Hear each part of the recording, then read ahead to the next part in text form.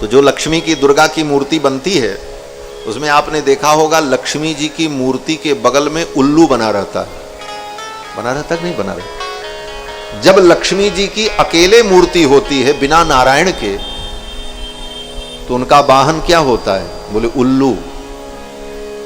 लक्ष्मी जी जब अकेले जाती हैं तो उल्लू पर बैठ कर जाती हैं, और जब नारायण के साथ जाती हैं तब गरुण पर बैठ करके जाती हैं। भगवान गरुण वाहन, गरुण पर बैठ करके लक्ष्मी जाती हैं भगवान नारायण के साथ। और गरुण कौन है? बोले गरुण वेदात्मा है। वेदात्मा विहगेश्वरो यवनिका माया जगन्मोहिनी। गरुण वेदात्मा है, ज्ञान स्वरूप है। गरुण भगवान के परम भक्त हैं, वाहन हैं, भगवान के परिकर हैं। तो नारायण के साथ जब लक्ष्मी आती हैं तो गरुण पर बैठकर आती हैं, और जब अकेले आती हैं तब उल्लू पर बैठ करके आती हैं। इसका मतलब अकेले लक्ष्मी को बुलाओगे तो लक्ष्मी तुमको उल्लू बना करके चली जाएगी, तुमको उल्लू बना करके चली जाएगी और तुम कुछ नहीं कर सकते। और नारायण के सहित लक्ष्मी आएंगी तो तुमको गरुण बना देंगे। गरुण कौन है? बोले भगवान के वाहन हैं। गरुण जी महाराज वेदात्मा हैं। गरुण जी जब चलते हैं तो उनके पंख से वेद के मंत्र प्रकट होते हैं। गरुण जी महाराज जब चलते हैं तो उनके पंख से वेद की ध्वनि प्रकट होती है, सामगान होता है। गरुण जी महाराज वेदात्मा है। निखिल वेद नीडाधिरूढ़ द्विशत कंठनोत्कंठ पीडी कृतस्कंद मीडे, वो गरुण जी महाराज। तो अकेले लक्ष्मी जो है वो सुख नहीं देती। लक्ष्मी भी भगवान के चरणों को अपना धन समझती, इसलिए इस बात को हमें भी समझना चाहिए। लेकिन ये बात कहां समझ में आएगी? जब कथा में आओगे तब समझ में आएगी, घर बैठे थोड़ी आएगी। इसीलिए कथा सुनी जाती है, कथा में सारे रहस्य पता चलते हैं। तो भगवान के चरणारविंद ही परम धन है। लक्ष्मी भी जिनके चरणों को अपना धन मानती है, उन भगवान को कोई क्या खरीद पाएगा? कोई पैसा से खरीद सकता है? क्या दोगे भगवान को? तुम क्या दे सकते हो? एक भक्त कहता महाराज मैं क्या दूं आपको? रत्नाकरोस्ति सदनम गृहिणी च पद्मा। आपका घर कहां है? रत्नाकर। रत्नाकर माने समुद्र। समुद्र में भगवान रहते हैं, क्षीर सागर में। और समुद्र क्या है? बोले रत्नों का आकर है, सारे रत्न उसी में। कौन सा रत्न दोगे भगवान को? हीरा पन्ना पोखरा सब भरा है समुद्र में पहले से, उसी में रहते हैं भगवान। तो भक्त कहता है रत्नाकरोस्ति सदनम, रत्नाकर ही आपका सदन है, आपका घर है। गृहिणी च पद्मा, और लक्ष्मी आपकी गृहिणी है। किम देयमस्ति बदमे जगदीश्वराय। हे जगदीश्वर मैं आपको क्या दूं? आप ही बताओ, आपको क्या दूं? रुपया तो मैं दे नहीं सकता क्योंकि आपके पास लक्ष्मी बैठी। हीरे पन्ने पोखराज मैं क्या दूं? आप समुद्र में हो और समुद्र रत्नाकर है। तो भगवान कहते हैं मुझे कोई वस्तु मत दो, तुम अपने आप को ही मुझे दे दो। मैं तुमको चाहता हूं, तुम्हारी वस्तु नहीं चाहता। वास्तव में भगवान तुम्हें चाहते हैं, तुम्हारे धन को नहीं चाहते। लोग सोचते हैं महाराज हम अपने आप को भगवान को न दें, और क्या दें? बोले भगवान को एक लोटा पानी दे दें, दो चार फूल चढ़ा दें, एक अगरबत्ती लगा दें। भगवान तुम्हारे अगरबत्ती और एक लोटा पानी और वो सिंदूर के टीके के भूखे नहीं है, समझो। लोग क्या करते? बोले मंदिर में गए, एक लोटा पानी ढाला, दो चार मिश्री चढ़ाई, दो चार किशमिश के टुकड़े चढ़ाए, एक अगरबत्ती लगाई और भगवान को प्रणाम किया और चले आए। भगवान कहते हैं ये सब देने के लिए हम यहां बैठे, ये हमको ला करके दे रहा, मैं तो इसको चाहता हूं ये मुझे मिल जाए, ये जीव मेरा है। गीता में भगवान कहते हैं ममैवांसो जीवलोके जीवभूत सनातनः, ये जितने जीव है मेरे हैं। लेकिन ये मुझे अपना न मानकर, अपने आप को मुझे न दे करके ये अपने आप को संसार को दे रहा है और कह रहा है कि हम तुम्हारे हैं, हम तुम्हारे हैं, हम तुम्हारे हैं। एक बार भी ये नहीं कहता कि हम तुम्हारे हैं। हम भगवान के सामने जाते हैं तो कभी नहीं कहते हे प्रभु हम आपके। संसार के प्राणियों से कहते फिरते हैं हम आपके। जिससे मिलते हैं कहते हैं हम तो आप ही के हैं। और तो और संसार के एक एक प्राणियों से व्यक्ति कहता अरे ये तो हमारे प्राण हैं, ये तो हमारे प्राण प्रिय हैं, ये तो हमारे प्राण हैं। और जब दूसरे से मिलेगा तो उससे भी यही कहेगा ये मेरे प्राण हैं।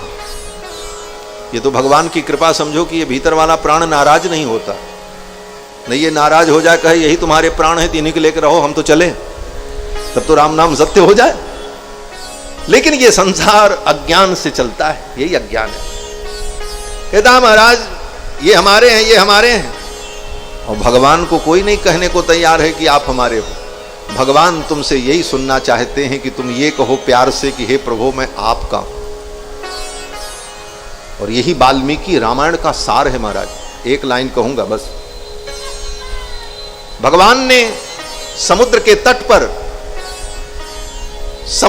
तट पर भगवान ने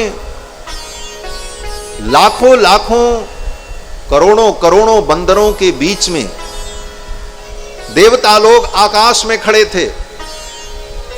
विभीषण जी उसी समय शरणागति करने के लिए आ रहे हैं, अर्धरात्रि में, जब रावण ने लात मार करके निकाल दिया। क्यों लात खानी पड़ी विभीषण को? क्योंकि अभी तक विभीषण यही कहते थे मैं रावण का हूं, मैं मंदोदरी का हूं, मैं इनका हूं। विभीषण जी ने कभी ये नहीं कहा कि मैं भगवान का हूं। परिणाम क्या मिला? बोले उन्हीं संसार के लोगों ने लात मारा। यही संसार है। संसार को तुम अपना कहते रहोगे और यही संसार तुमको एक दिन लात मारेगा, पक्की बात। जब उसका स्वार्थ पूर्ण हो जाएगा तुम्हें लात मार देगा। समय रहते भगवान को अपना बना लो। विभीषण जी महाराज लात खाए, रावण ने लात मारी, विभीषण जी चल पड़े। भगवान की शरण में मुझे जाना चाहिए। उत्पपात गदा पाणि चतुर्भिः सह राक्षसैः। 4 राक्षसों को लेकर अर्धरात्रि में विभीषण जी महाराज लंका से चल पड़े। आकाश मार्ग से समुद्र तट पर आए। बानरों ने देखा, पकड़ लिया, बोले पकड़ो पकड़ो। विभीषण जी ने कहा मैं प्रभु श्री राम की शरण में आया हूं।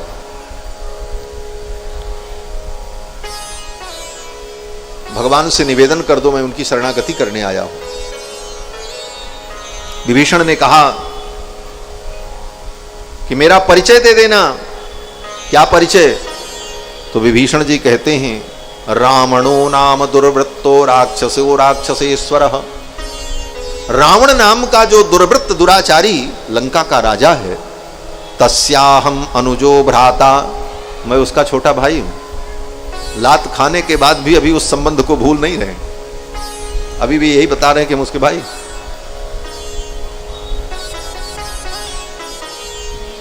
लेकिन यहां पर एक दूसरा भाव भी है। भाव यह है कि विभीषण जी महाराज की ये दैन्यता है, अपनी दीनता बता रहे हैं, जिससे ही हृदय में अभिमान ना आवे। दृष्टि यह है विभीषण जी की। विभीषण जी कहते मैं रावण का भाई हूं और मैं राम जी की शरण में आया हूं। सर्वलोक शरण्याय राघवाय महात्मने। समस्त प्राणियों के जो शरण्य हैं, शरणागत वत्सल हैं, उनकी शरण में मैं आया हूं, मेरा निवेदन कर दो। बानरों ने कहा इसको पकड़ो और पकड़ करके बांधो, सवेरे राम जी के दरबार में उपस्थित करेंगे। तब तक भगवान ने सुन लिया। सुग्रीव जी पहुंचे और सुग्रीव ने कहा महाराज वो रावण का भाई आया है, हो सकता है वो कपट करके आया हो।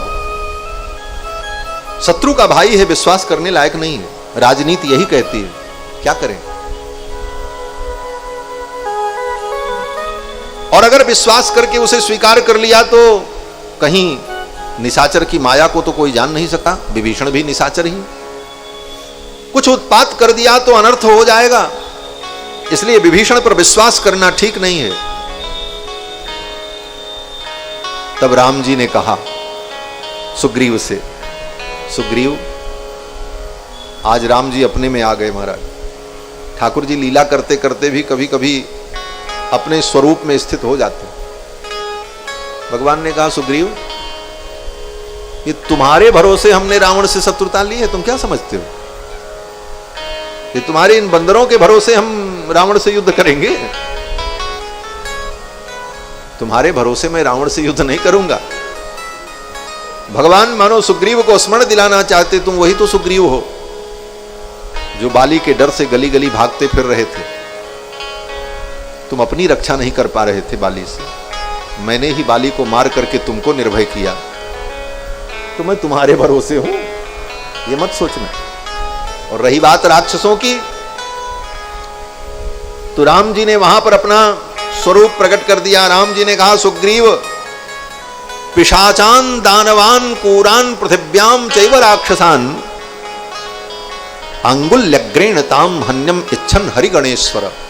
हे बानरराज सुग्रीव, इस पृथ्वी पर जितने निशाचर हैं, जितने पिशाच हैं, जितने दानव हैं, पिशाचान दानवान क्रूरान, जितने भी दानव पिशाच राक्षस हैं, अंगुल्यग्रेण ताम हन्यम इच्छन हरिगणेश्वर।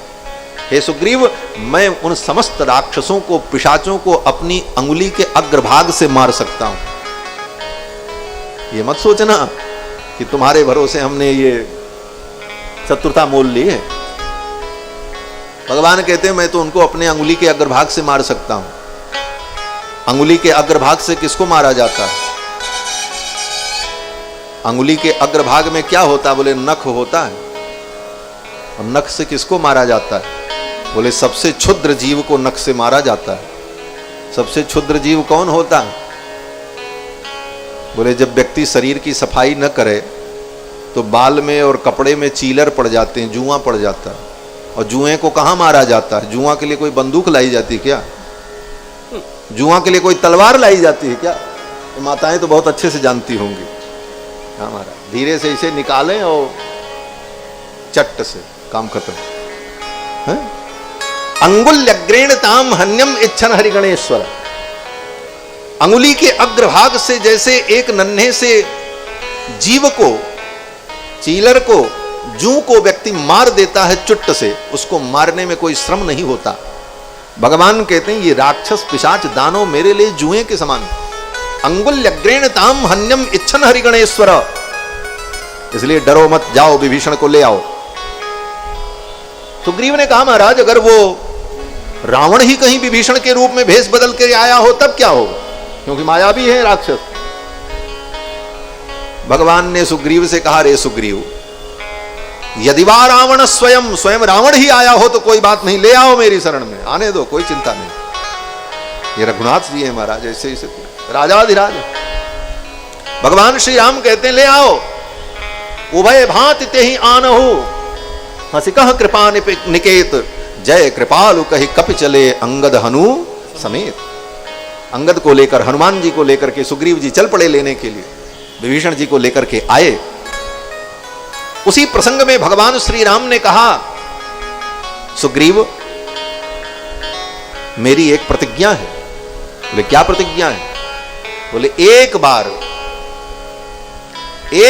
कोई व्यक्ति मेरे सम्मुख आकर के कह दे तवास्मि, मैं आपका हूं। यही बात मैं कह रहा था ना कि भगवान के हो, ये बात भगवान से कहो कभी। ये वाल्मीकि रामायण का प्रसंग है।